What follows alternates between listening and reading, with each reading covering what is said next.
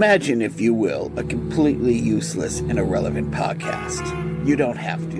You've downloaded this one, where two of the three hosts are connected by a third who isn't nearly as smart or funny as they are, but yet does most of the talking.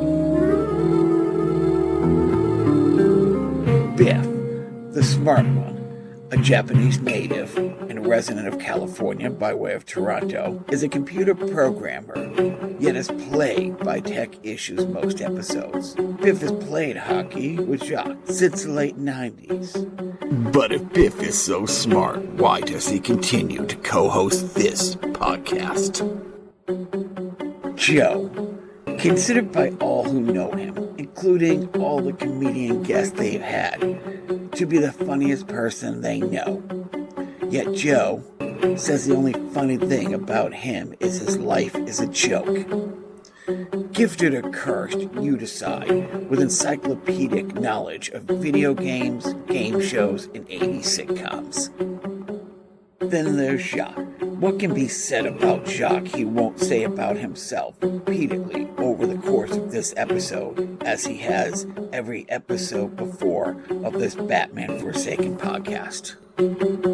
The signpost up ahead says turn around, stop listening, but you're still here. Sad. You've just crossed over into the Carnival Personnel Podcast Zone. I'm dumb.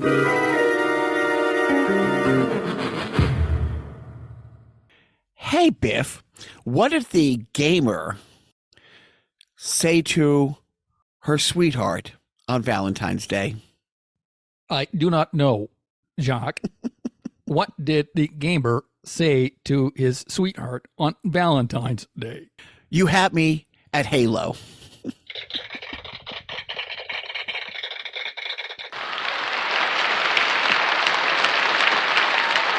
See, Halo's a game.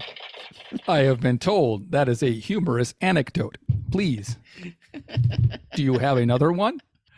Hey, Biff, what did the chemist say to her sweetheart on Valentine's Day? I'm sorry, I do not know the answer to that. What did the chemist say to their sweetheart on Valentine's Day?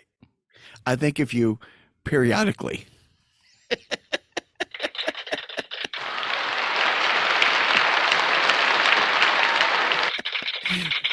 Just like the periodic table. I'm detecting that laughter and applause is artificial. No, the laughter's real. I am such a simpleton. I enjoy those jokes. And I also enjoy saying, hello, everybody. Welcome to Carnival Personnel. This is Jacques. Hello. I am an AI facsimile of Biff. Actually, we're hoping to have the real Biff on soon. He is having technical difficulties, which hysterically was pointed out in today's intro, because now I know what intro I'm going to play. And of course, our good friend Joe. The part of Biff today will be played by Joe. I guess. What the hell, Biff? Could you keep it up the same? Could you keep up the Biff thing? Sure. I can talk like this. Anyways, last week's sideshow guest, Maria Dennis, the feedback that I have gotten from that has been beyond tremendous. I got a phone call from my sister-in-law because I sent it to my sister, who's, my niece is a hockey phenom at Cushing Academy. And so I had sent it to them thinking, oh, you might find this interesting. Longest conversation I've had with my sister-in-law in the 20 years. We've been in the same circles. A whole half hour, huh? Yeah, about a half hour, 40 minutes. Yeah. And then next week's guest. That is shorter than a regular conversation with a family member. And then next week's guest, I'm super excited about. So the Maria Dennis one was absolutely great. Absolutely great. And, a few weeks before that was Bill Fay. And then next week we have John Tobin, who I don't know if there's a bigger name behind the scenes in Boston comedy in the last 40 years. I just don't. No, I mean, it's going to be exciting. So I apologize to everyone now that you have to wait yet another week. Another week for that. And then, we recorded a podcast today that went way too long because it was awesome with the we'll drop in a few weeks with Dave LaPointe, who hosts this podcast I love called Complaints and Observation. There's an author coming on soon, Kathleen Jewell, who wrote the book. Just want to make sure I get the title right. Live from the Underground. It's a absolute... It's a definitive history of college radio in America, how it came about and its impact on music, and it's fantastic. And so we've had some amazing guests, and Bill Fay, Marie Dennis, John Tobin, and it's going to continue. And I got to get better at letting the guests talk more because I'm a big windbag. You? I know. It was, that was a good thing about the other ones that John Tobin could really talk, and you were really I'm not going to say anything about it except I'm really looking forward to posting it because it was a lot of fun having that talk. And we talked to him like a half hour before and then like a half hour after we stopped recording. Real inside baseball on the, intricacies of how Dick Dory's empire was built. Wow. On the back of $3 Dick bucks. It had to be $3, and then wasn't everything in multiples of 2? Right. But and so if your thing came to whatever, you didn't get change from it. So it was fantastic. Hey, an update on Bill Fay. We had talked about, him having the rights to the movie Happy Texas, turning it into a play. Somebody else who I don't want to say yet, who's coming on, a really good friend of mine, happens to manage a couple real A+, AA, musical artists, like household names worldwide. He also has, over the past 4 or 5 years, been very involved in producing a couple Broadway hits. Bill and him, I put them together, and Bill and him have lunch last week, and they have a follow-up lunch next week. And so Happy Texas is actually moving forward, and I'm really excited about that. As far as my comedy goes, I got, by the time this drops, my gig was 2 days ago, but I had a gig Saturday night, which I'm sure went fantastic. Up in Manchester, New Hampshire. Podcast guest Jim McHugh, hands down the best crowd work guy in the business. Today, runs a bunch of places in New Hampshire and Maine, and runs the Boston Comedy Festival. I have 3 booked things for him coming up, so it's fun. It's fun. I had moved on to the second round. Dante the Comic had a virtual comedy competition last week, and I was one of the 2 who moved on from my day, but I can't do it tonight because I'm not going to do an online comedy competition if I have a real show. And Dante's do both. I wish I could. Speaking of comedy, I last night, management was supposed to go with me, and then curveball came our way and she couldn't. I saw our beloved Steve Bjork and undisputed queen of Boston comedy, Christine Hurley, last night at a show together. And as I'm sitting there watching this show, and it's a packed place, it hit me again, and it's hit me before, just how absolutely spoiled we are in the New England area when it comes to the comedy scene. And I thought you were going to say weather, because I would have agreed with you. No. Hey, who's ever running the weather machine right now at who controls the weather? I don't know. Those people controlling the weather. We've had quite the mild winter. Quite the mild winter indeed. So thank you. Keep it up. Keep up the good work. Pretty mild.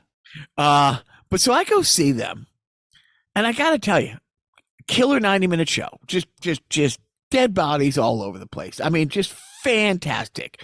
I've never seen either one of those not just control a room and to see them co-headline a show. But here's what amazes me. It was at a function room, in the back of a very old Italian restaurant in Chelmsford, Massachusetts, 30 minutes north of Boston, not off a major highway, off Route 3, not an interstate, like a route. And the restaurant is next to, let me think, nothing. Like literally, it's nowheresville. So it's not like, and I point that out because the place was packed, like standing room only packed. And that was one of maybe, without exaggeration, 12, 15 shows within a 45-minute drive from where I am tonight. So tonight I'm opening for, a headliner in Manchester, and literally there is a show somewhere with Mike Petrobus tonight, with Jim McHugh, with, go to all the people who've been on the podcast, Jim Colton, just to name a few, but they're all usually somewhere in New England headlining a Thursday, Friday, Saturday night at an Elks, at a VFW, at a function hall, an Italian restaurant. I mean, yes, you can go to Nick's Comedy Stop in Boston, which, John Tobin owns, and it's a landmark. It's famous. It's iconic. It's Boston's comedy store. You know what I mean? But yes, but if you out in the suburbs, Wicked Funny, at the China Blossom in North Andover, every weekend they have a headlining show Friday and Saturday. So every city has great comedy clubs and great local comics, and comics come to town. And Boston has that with the big, touring comics coming by the Will Turn, I think, is 90% touring comics.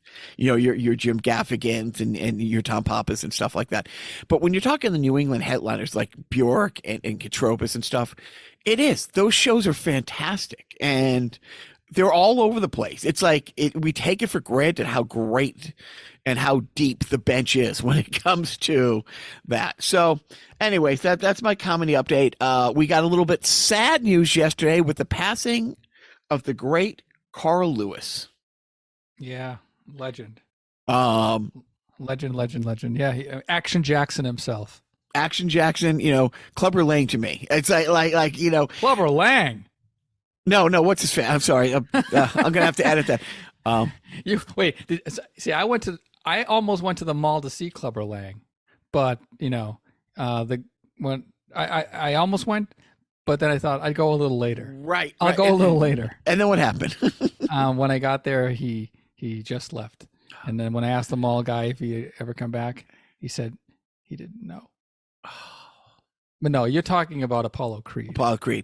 It's too bad that character just went away. They didn't spin that off into another franchise of its own. Right. It was one and done, baby. But yeah. Much like Clubber Lang. I pity the fool. But then, when you talk about dates on the book, dude, not only was he in all 3 seasons of The Mandalorian, he was directing them. But you know what I mean? He's no slouch. Which was kind of new to him. Like he got into directing later in life, but it's great that he was still, the old saying, dates on the book. Yeah. His character was not killed off in season 3 of The Mandalorian. In fact, it was only heightened. Wasn't he was in Predator too, right? Oh, look at that. What franchises? I know, Predator and Happy Gilmore. Hello? Oh, God. Anybody? Oh, the fake hand. Just, yeah. Dude, seriously, it was, so The Mandalorian, he was shot a year ago. I don't know what he's done over like the last year, but yeah, I not on his Facebook page, so I don't know if he was battling anything or if it was unexpected. But 76, not super old. Yeah, not super old. Yeah. We're so used to the Bob Barkers and the Betty Whites, keeling over at 99 or quitting, as I like to call it, or like the Norman Lears of the world, making it to 101. Carl Reiner, like these legends, so when somebody dies at 76, like especially he wasn't like 300 pounds, right? To my knowledge, he was a seemingly fit guy, and he was legendarily a fit man. in his prime. So pro football player, played 1 year in the NFL after college, okay. and then a couple years up in the Canadian Football League. So yeah, Carl Weathers, man. Yep. Yeah. Carl Weathers, and man, it was no, that sucks. What doesn't suck is my good friend. I had breakfast with him once. Garrett Morris got his star on the Hollywood Walk of Fame yesterday. Oh, awesome. And I know that because Dante the comic had posted that he went down for it. He went down for the ceremony, and it's like, dude, who showed overdue. Up besides Dante?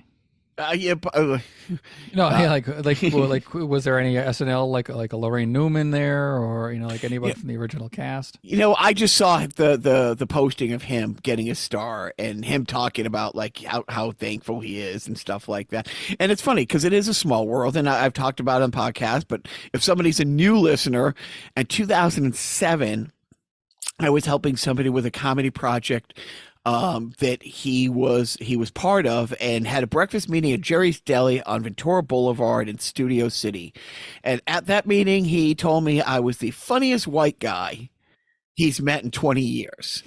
And then I went right outside and tried to jump in front of a bus because I wanted to die as happy as I could. That's how he kills white men, He just tells them he's the funniest white guy that he's met in 20 years, and they go, I'm out. And I remember seriously leaving the meeting so excited. I couldn't wait to call my wife and tell her after I called Joe.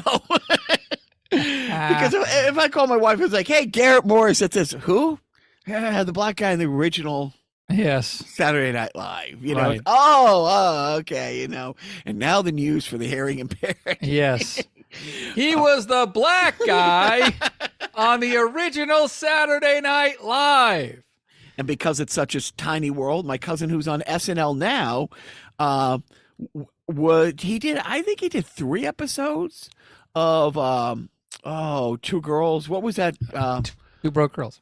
Two Broke Girls, in which Garrett Morris was key player. Yeah, he was a cast member, the maitre d' of the restaurant that they worked. So he worked with him several times. So it's so good for him. Absolutely good for him. Super happy. I saw him on.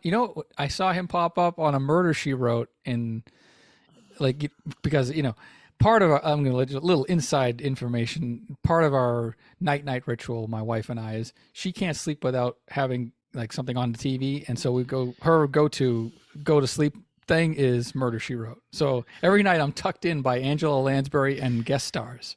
And Garrett Morris was of course, one of the New Orleans cab drivers when, because she can't stay in Cabot Cove the entire series. No, you can't. She goes all over the place. She goes to Ireland and LA and New York and sometimes New Orleans when you want to get a black person on the show. So what when you said I get tucked in by Angela Lansbury, I'm like, you know what? That might be my new happy place. That might be my new happy place. Right. Yeah. But so anyways, yes, go ahead. No, that's it's funny though, those, he goes on to be a character actor popping up in so many of those things. It's fun. But he didn't die. Why are we talking about Garrett Morris? Because he had his the Walk of Fame. So, Joe, you should pay attention more to the podcast, says Biff AI. Thank you, Biff AI. I'm sorry. So I had a fun 6-hour drive through the snow to nowhere this last week. Our good friend, Guitar Center Scotty, who lives in LA, his son plays hockey in Quebec, had a tournament down in Connecticut. And I'm like, hey, I'll definitely go. Last time my oldest guy, went with me because they're kind of pals, and we drove out to Worcester, but this was a little longer and he was going to go, but he got a 911 call from I shouldn't say 911 call. He got a call from the lifeguarding people saying, hey, we're running this class today with some special need kids. We need, basically somebody super strong who can help these kids get in and out of the pool. And my little guy ain't so little. So yeah, there's other lifeguards who are great, but he's a walking brick wall. So they called him in. And so I'm like, oh, I'll go down. So I drive the 2.5 hours down. It is snowing.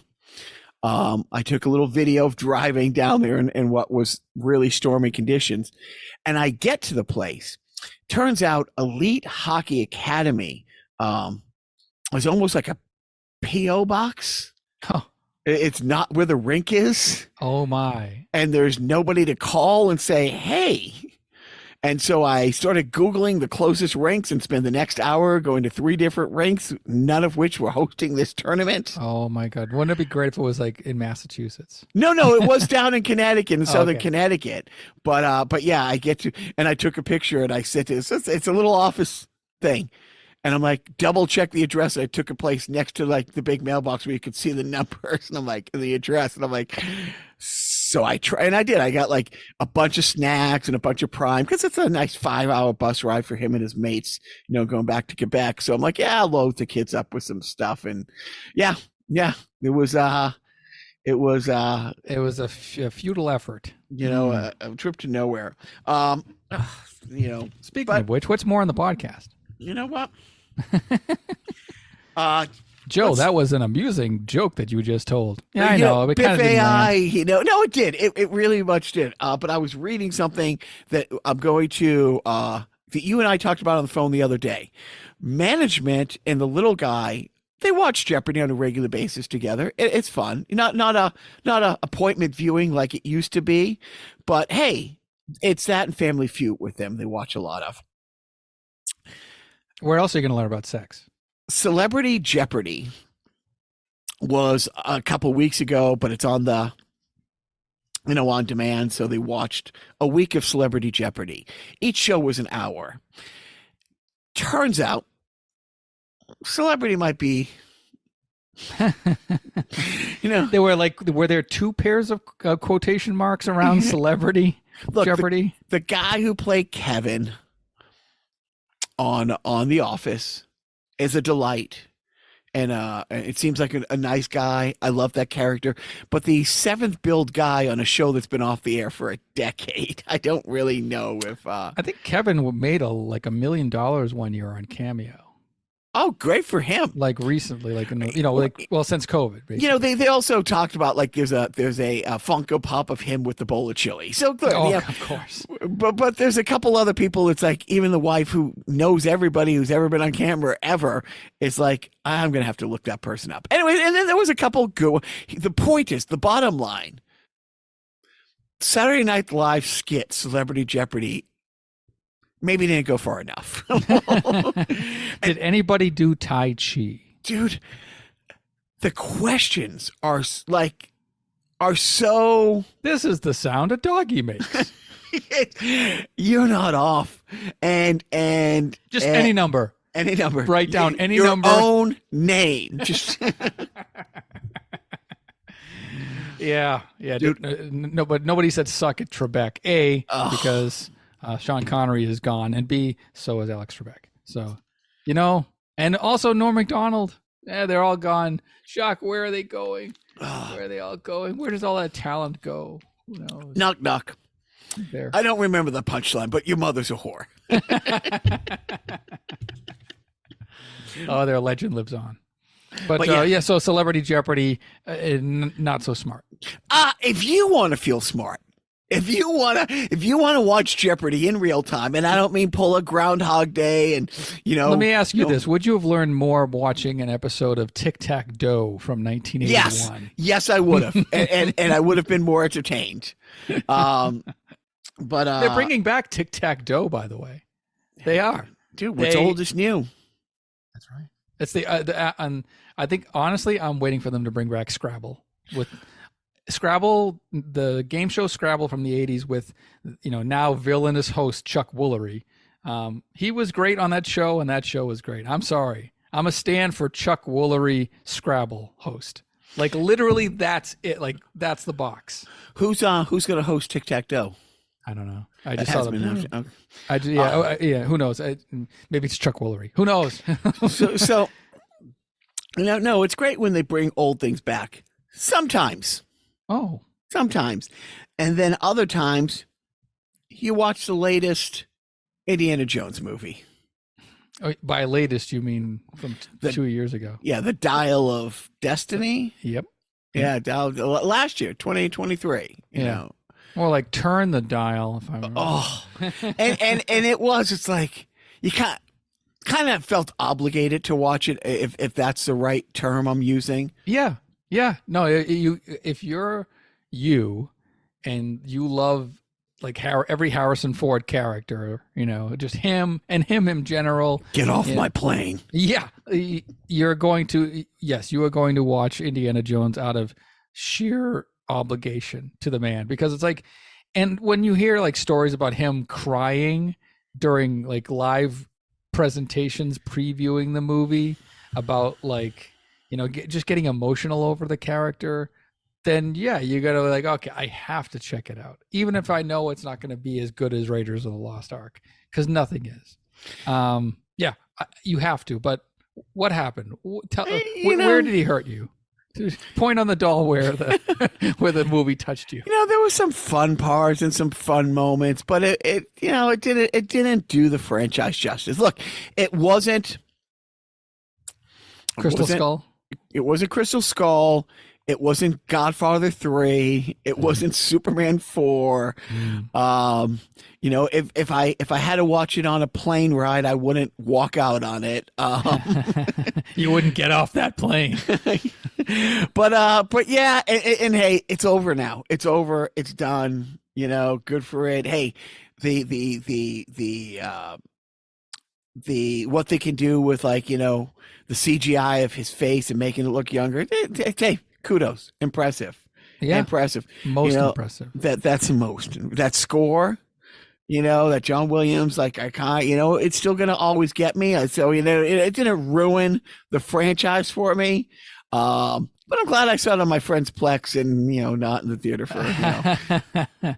Yeah, it's kind of like getting, you know, it's like you're I don't know, like you're traveling and you stop by like a kind of a greasy spoon and you're getting like a run of the mill grilled cheese sandwich. You know, it's like not terrible, it's not great, Right. You know, Right. just it was okay. There were good parts. You know, it's a little burnt on this edge. You know, like, you know, it's a little stale. Maybe, you know, go with American cheese instead of, you know, the Velveeta. But other than that, which scientists have not yet confirmed if it's actually cheese. Yeah, I mean, you know, it's still open for debate. Right. I think Velveeta is Spanish for this ain't cheese. You got anything going in the gaming world, Joe? You know, not too much. I did borrow the remake to, nobody's going to know what this is. It's a remake to a 90s Super Nintendo Mario game called Super Mario RPG. They remade it for the Switch. I got it for free from the library. I'm not a big RPG guy, a role-playing game guy myself, especially like the video game RPGs. They're, you know, I like action games. Like I like all the traditional Mario games, like the old, like, you know, obviously the old Super Mario Brothers games. But when the new Super Mario Wonder came out, that was a fantastic game. This is a very good adaptation of that original Super Nintendo game. It's great for those fans, and I'm playing through it, but I'm glad I borrowed it instead of bought it, because it's not exactly my bag, baby. Next time you go, see if they have the Suicide Squad game. You don't. I just go online. Yeah, because the boys have let me know. No, you're not getting that. It's horrible. Like, the reviews are horrible. Squad? Yeah. So I follow a person who does that like a video game podcast, and they say it's a good game. Now, but this person also is British and likes difficult and quirky games. Okay. So it could be one of those, it might not be for everybody, but this particular person who likes weird, challenging games likes it. So I don't know. I haven't read the reviews of Kill the Suicide Squad, so I can't say one way or the other. But I might look into it then again, because you know, it's like, but the boys are like, DC. Do you have a library card? I do. I also have an inside hookup at a library, if you know what I mean.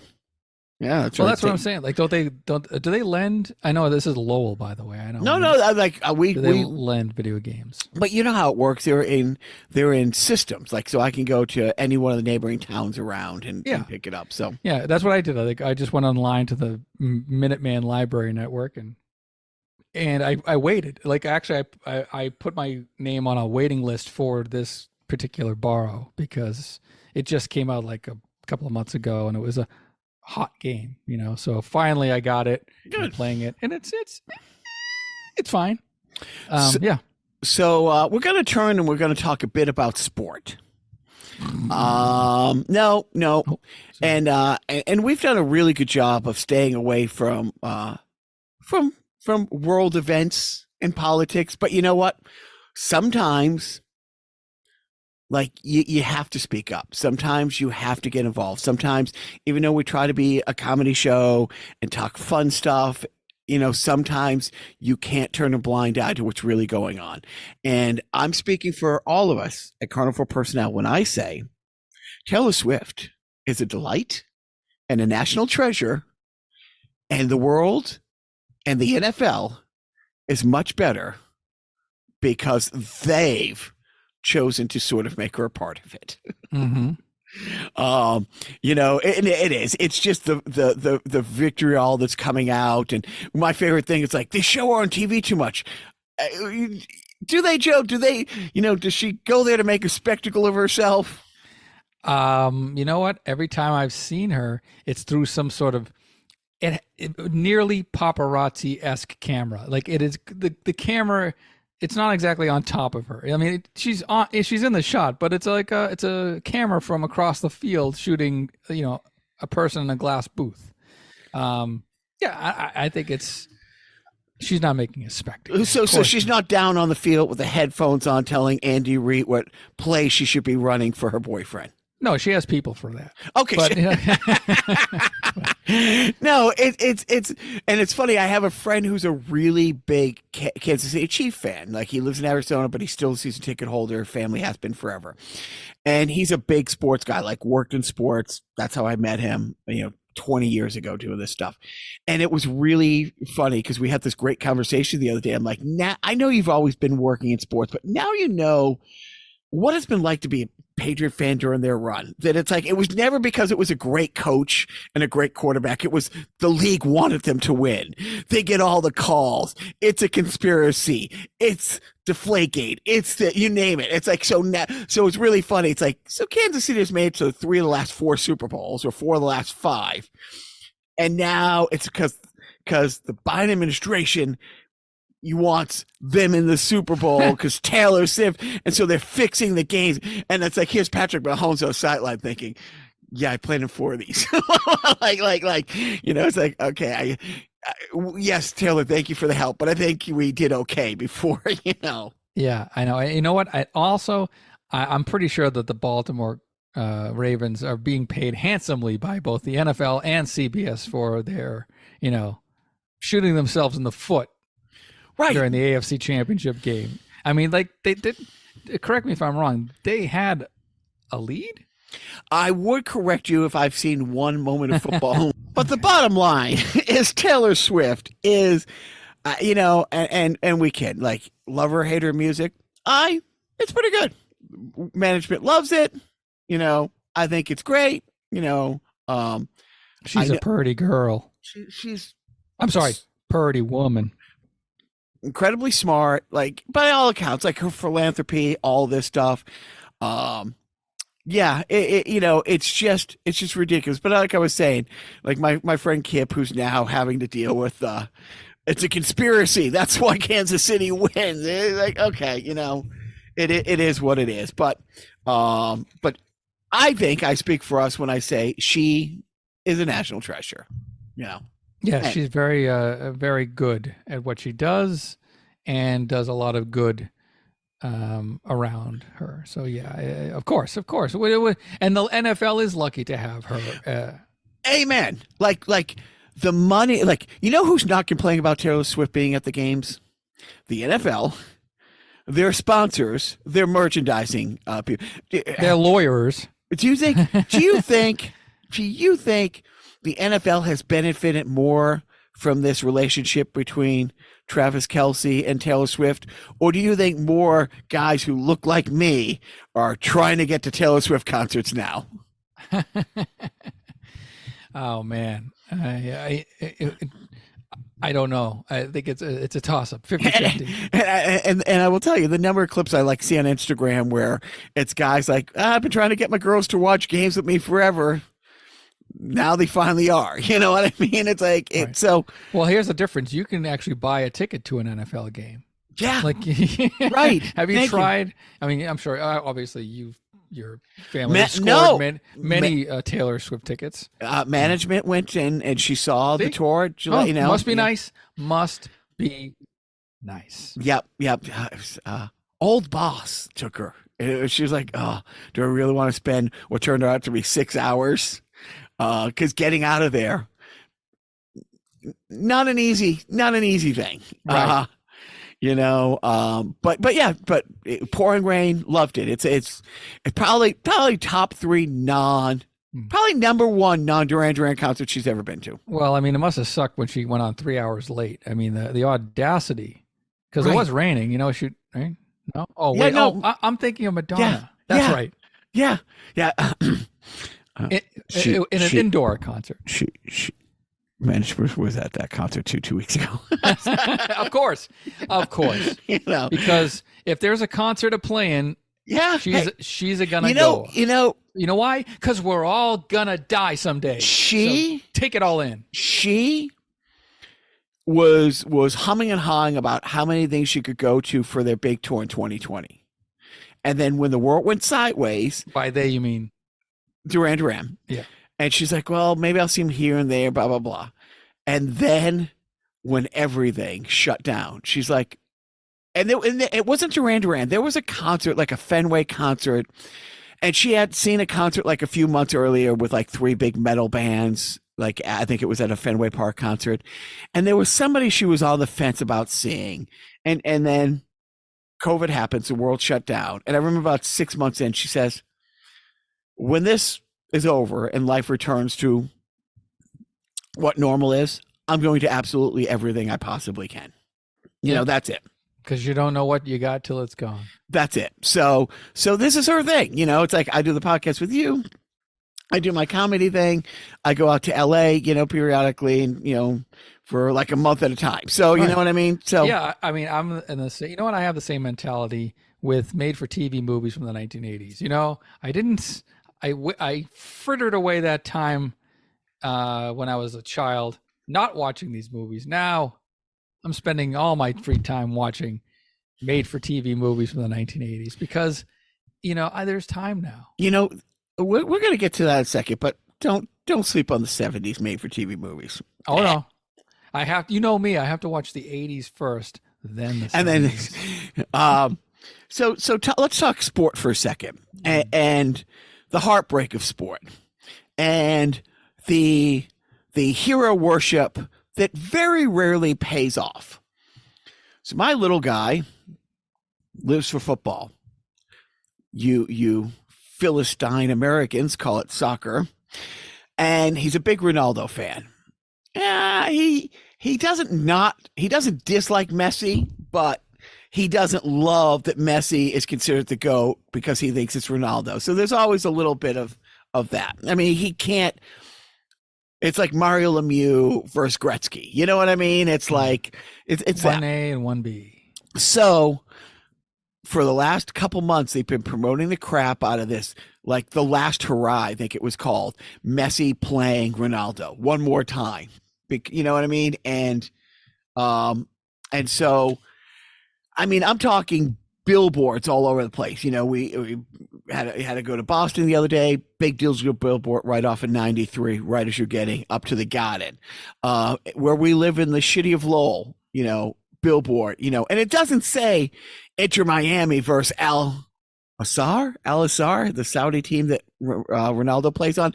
Messi v Ronaldo. That's what all the signs in the billboard are. That's what the advertisements online are. Like a UFC match. Right. So the game's at 1:00 last week on a Thursday. It's his Super Bowl. I clear it with management because I wouldn't make this decision above my pay grade, but I'm like, I'm going to pull him from school. Like, I'm going to let him come home and watch it in real time, because you don't want it to be ruined because the internet and everybody has a phone and he'll find out the score and all that stuff. But I first go to the store and I get him his snacks, like this Dorito dip that he loves, Red Prime. He and was likes that the first Prime. store you went to, correct? I had to go to 2 different stores to get that Dorito dip. Okay, all right. I'm just making sure. And trying to paint a picture here. And then I had to go online. Well, where the fuck do you see the game? Like I Google, where the fuck do you see Ronaldo v Messi? And Siri wrote back, it's Messi v Ronaldo. And the answer is in our dreams. And so I have to get the season pass. Now you could get the monthly pass for the MLS package. I'm like, oh crap. Put in the code, update that, subscribe to the thing. And so the screen, like the coming up, it's the team's logo on the screen. So I set up the snacks on the tray. I take a picture. I go to school to get him. And he doesn't know he's getting pulled early. So he comes down and he's like, am I in trouble? It's like, nope. And he sees his brother. So I pulled his brother too, because I'm not driving back an hour later to get his brother. He goes, and it was just the day before we had a nice 5-hour trip into Boston. Brother had a rheumatologist appointment coming home with one of his specialists. So he's like, does Grayson have an appointment? It's like, no. Do I have am I in trouble? It's like, dude, shut up. Get in the car. Just get in the car. Because they told school he has a doctor's appointment. And we get in the car and I hand him my phone so he can see the picture of his snacks. And it's like, and he starts screaming. Like I haven't seen that from him. I don't know. I don't know. Like literally he just lost his shit. He was so, how happy he was. Insane. It was great. We get home. Now it's 12:30. And I'm like, why hasn't the pregame show started? And he goes, oh, the pregame show only starts like 10, 15 minutes before the game. I'm like, what? I said, in American football, if the game's on at 1, the pregame show starts at 4 a.m. like you get all this stuff. So fine. Okay. Now it's starting. The big logo, all this stuff. Blah, blah, blah. Welcome to Al-Jazeera Stadium. Blah, blah, blah. We are Saudi Arabia. Blah, blah, blah. And the camera pans right in on Ronaldo and his street clothes and the owner's box because he's nursing an injury. Hi-oh. And so his mom tries to make it better by saying, oh, well, but at least you get to see Messi, which isn't the one he wanted to see, and it's like, oh, and then he cut to Messi, who's sitting there on the bench, and the sweatsuit with the penny over it, like those people, because he is not starting because he's injured, and he might come in the game, but he's probably not going to come in the game. Krusty won't be saying anything or doing anything. That's not Krusty the Clown. What do you think? I slapped some clown suit on a wino? Yeah, Bart. I am so Crunchy the Clown. Oh, the disappointment. Dude, crushed.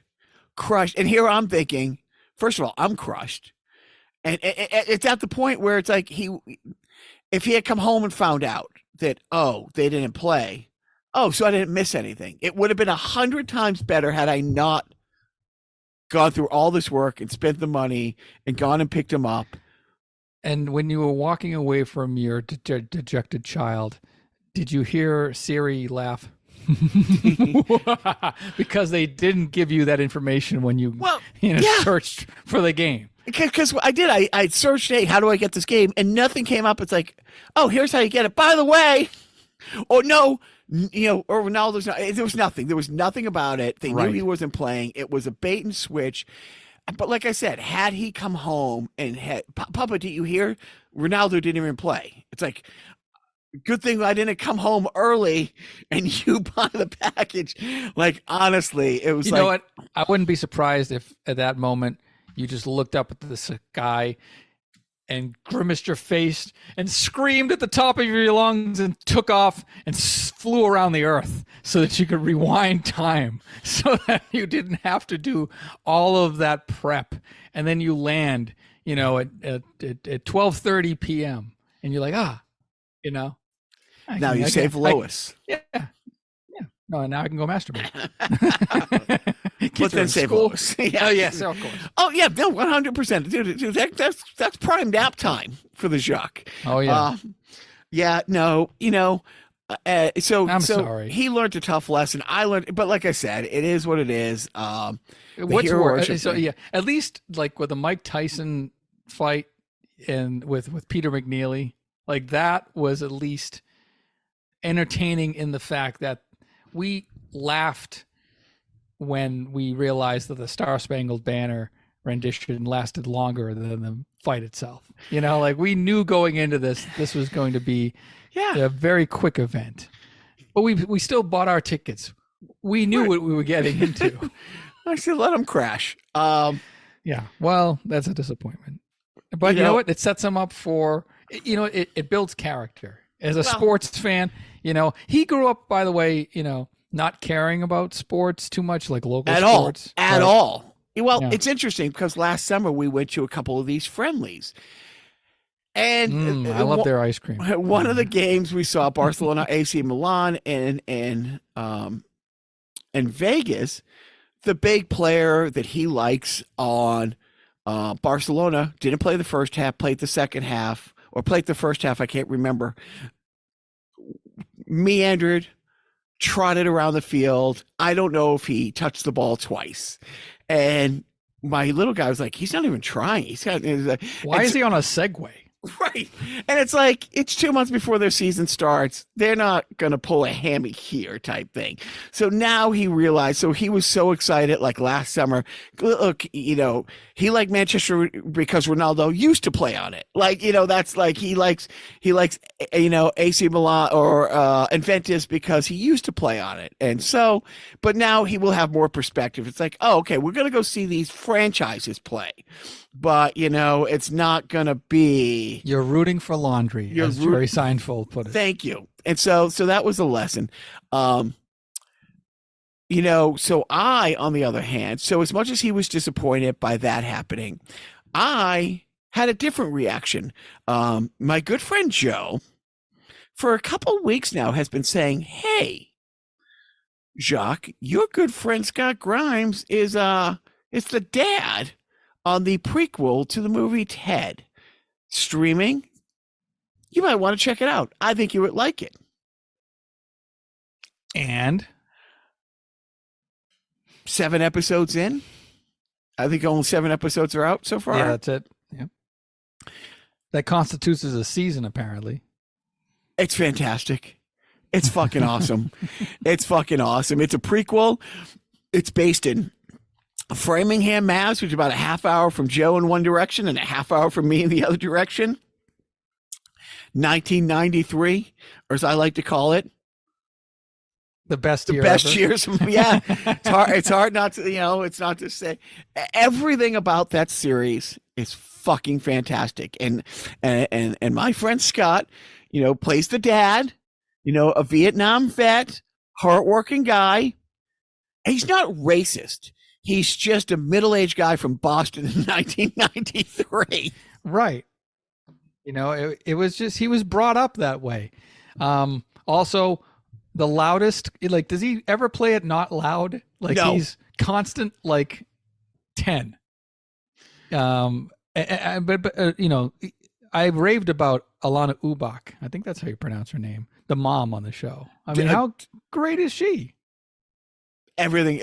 The casting's fantastic, but yeah. the mom is fantastic. Yeah, I mean, when she goes in as a substitute teacher, or when the Christmas episode. Yep. Yeah, it's basically live action Family Guy for the most part. Like they even have like cutaways and stuff, but the music cues, yeah, the establishing shot of the house, the same whole structure. It's very familiar. But there's moments where they can interject like real heart, dare I say, or like, some touching moments. I mean, hey, Scott Grimes made me cry in that episode of The Orville. So, I was ready for anything. I did not shed a tear for Ted, but, hey, Maybe season 2 will have some surprises. There was a couple nice moments, though. There was a couple nice moments, when Grimes' character realizes, you know what, this toy truck that I wish to life, a little too racist for me. You might be the most tolerant white male in the greater Boston area. I think that's an accurate statement. Yeah. Man, yeah. It's a funny show, and I'm glad you got to. Thank you. To see it. Yeah, no, it is fantastic. It is fantastic. Anything else that you want to throw out a recommendation for? I have a couple. So like I said, I've been watching some old '80s made-for-TV stuff on YouTube, and I stumbled across a couple of gems. One of them is actually like a legitimate gem that I haven't finished. It's very short, but I only kind of scratched the surface on. It's a 1982 NBC special. I think it's about an hour long. It's called Johnny Goes Home. And it's Johnny Carson going back to his literal childhood house in Nebraska. Wow, I remember this. And hanging out with like the family, especially like the 12-year-old boy of the family. And they're playing basketball and they were back in the driveway. He's teaching him how to like drive this old like 1930s, 1920s truck. And he's talking about sitting on the living room rug, listening to the radio. And they play like old clips of Jack Benny, interspersed. He does, like a card trick for them because he would do magic at that time. It's really, really compelling and interesting. And I didn't even get to the school stuff because like the meat of the special is him going back to his old high school, maybe meeting up with his old teachers, class reunion type thing. So I might go back to that and finish that off because that looked really good from what I saw. Another thing that I watched was called, Hey, you like science fiction, don't you? Why, yes, I do, Joe. This is AI Biff responding to your rhetorical question. Yeah, so there is an 80s movie called Warp Speed, and it stars a gentleman by the name of Fred Willard. Anyone? Oh. Co-starring, I hope I'm right about this. I might be conflating two movies with the same production company, but I believe he's in both. Adam West. And that's 80s, not 70s? 81. Okay. Is that the movie he passed on Airplane because of? I don't know. It might have been released after Airplane. Because he had just shot a farcical, everything he did was farcical, but he shot some kind of comedy. And it was cheeky. Yes, it was a cheeky sci-fi movie. Very, very randy, baby. Check it out. It's Warp Speed 1982. It's all on YouTube, like 100% top to bottom. And then there's another movie called Time Warp by the same production company that stars Adam West. And he's playing Adam West in his most Adam Westiest voice.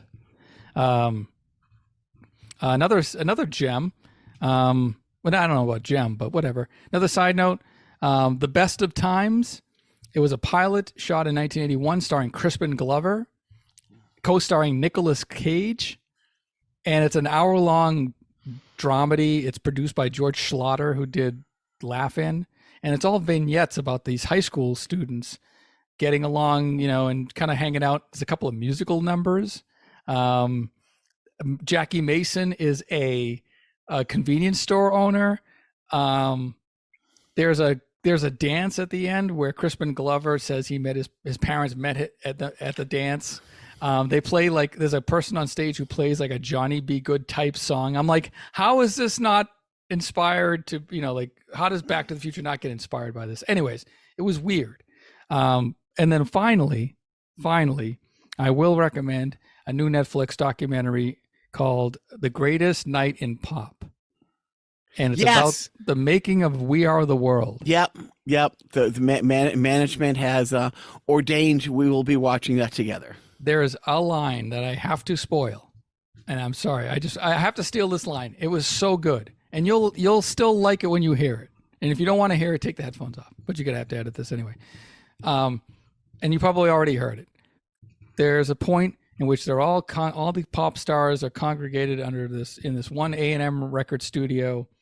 They're about ready to record. They're all in the risers. They're singing the chorus part, and Paul Simon looks around, and I think he says to Huey Lewis or something like that. He goes, "Wow, if a bomb fell on this, John Denver would be back on top."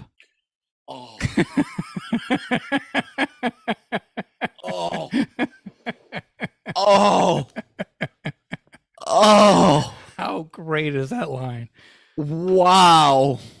Oh.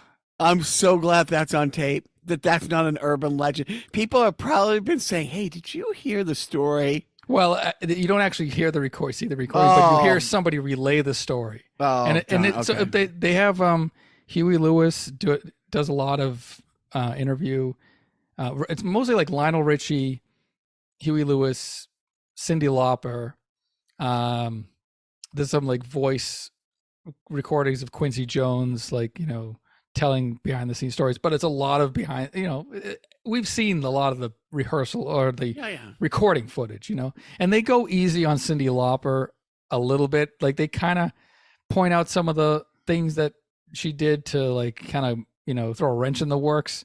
But I think because she participated in the making, they didn't fully show everything she had done during her recording session that might have made her look worse or put her in a more embarrassing light. Because you saw that clip of her, Huey Lewis, and Kim Barnes.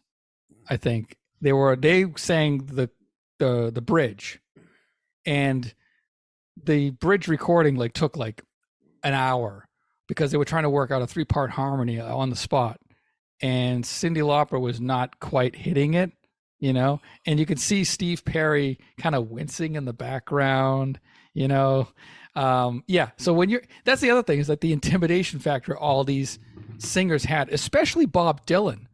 There's a real like interesting, touching moment about trying to get Bob Dylan to become comfortable, and what they kind of did, and what Quincy Jones had to do, to get him into a comfort zone so that he could get his part. Because he's not a traditional singer, so he's trying to like match, the likes of Michael Jackson. There's a part where Waylon Jennings was supposed to be part of it, and he walks out because of a certain event. See, and this was after, because Do They Know It's Christmas was such a success, and that came out of nowhere.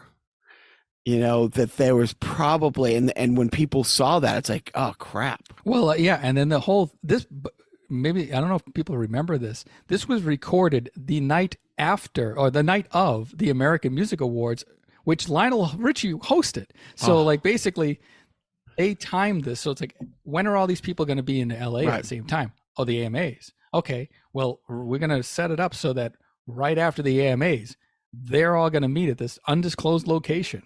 The very secret location. They had to keep it away from the press because they did not want mobs. Oh no, that's so interesting. And again, because most of your big, musical icons in England live in London, so they were in town. Yes, right. So Do They Know That It's Christmas was the British version of We Are the World, and vice versa. Bob Geldof had just called his friends and said, "Hey, you in town?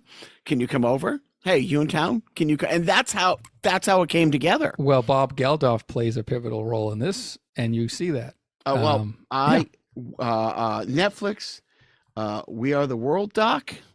Is that what it's called? The Greatest Night in Pop. Greatest Night in Pop. Yeah, management is looking forward. We haven't got a chance to watch that together yet. Just so much Celebrity Jeopardy to get through first.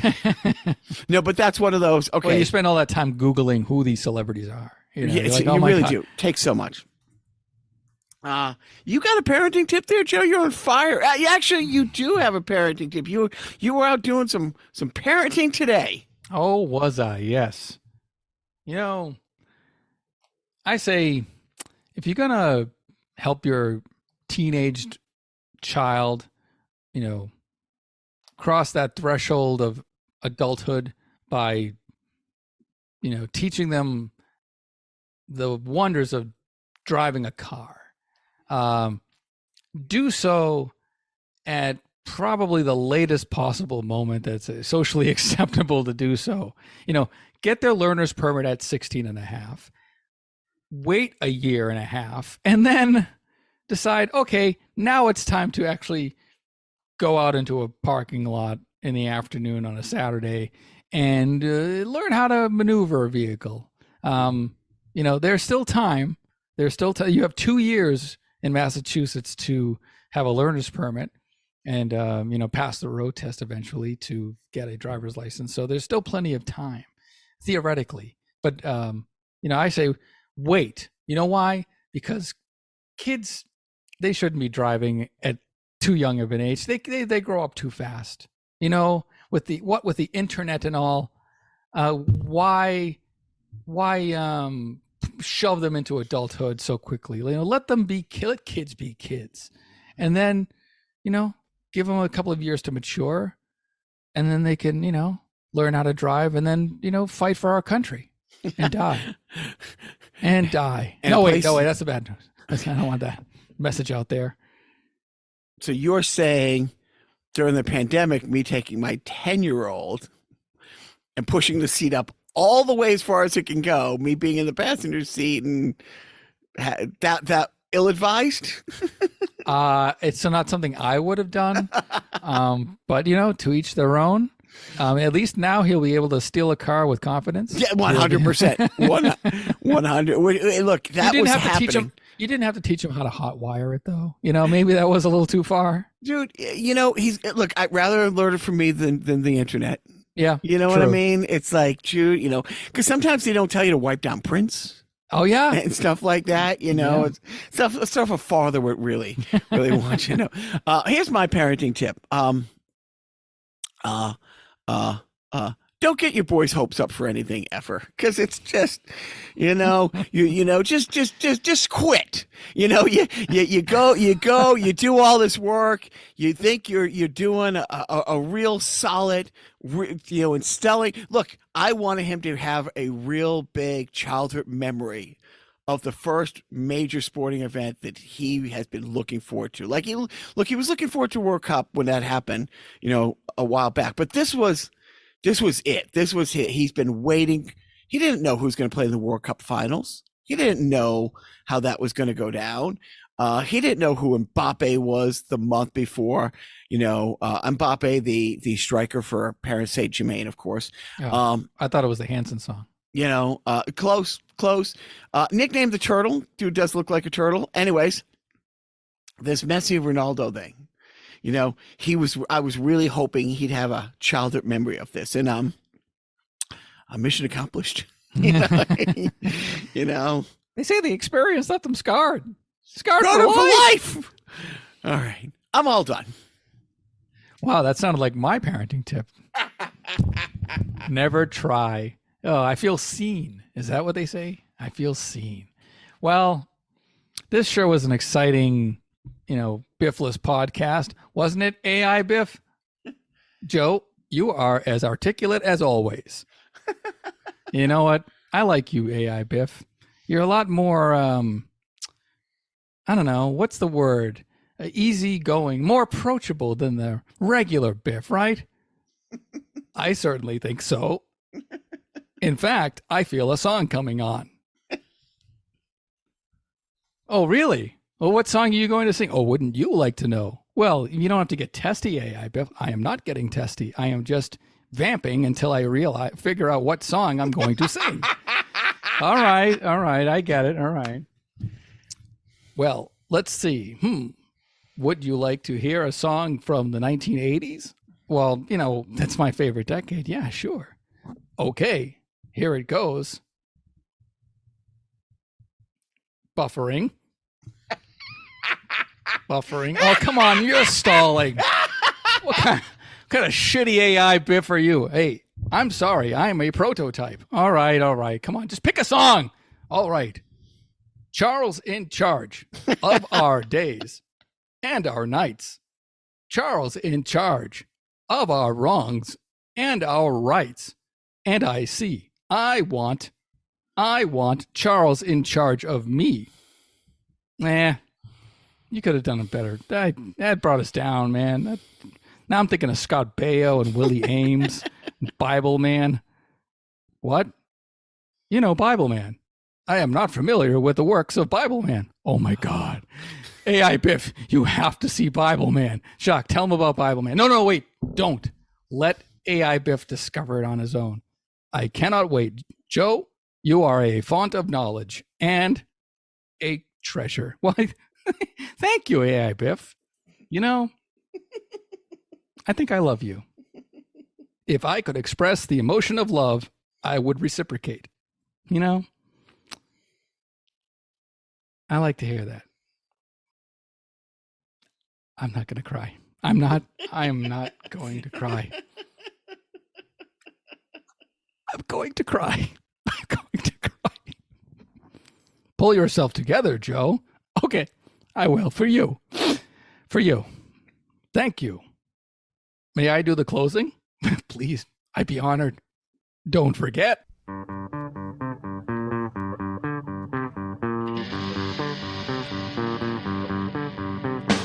Wish I had some dozen donuts. Wish I had some donut jams. Donuts make me stuffed and happy. I can eat a bunch of them. There's a wildlife. Donut today. This is who I am. 52 varieties. Hard enough. How about some broccoli currant filled with jam? Donut shops are always crowded. Hardly ever an empty chair. Always talking about cars and bowling. Plumbers, buttons everywhere. Donut prices are on the rise in places if the donut's hot. Maybe they could make it chew by mixing bread with cake. Donut and the world. Donut is all I have. 52 varieties. Oh, enough. How about some broccoli currant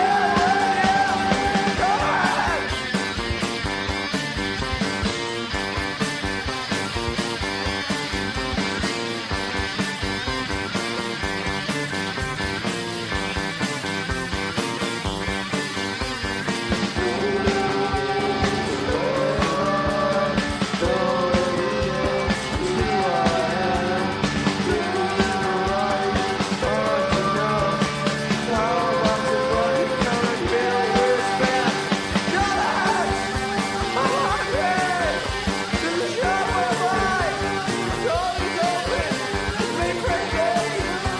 Come on.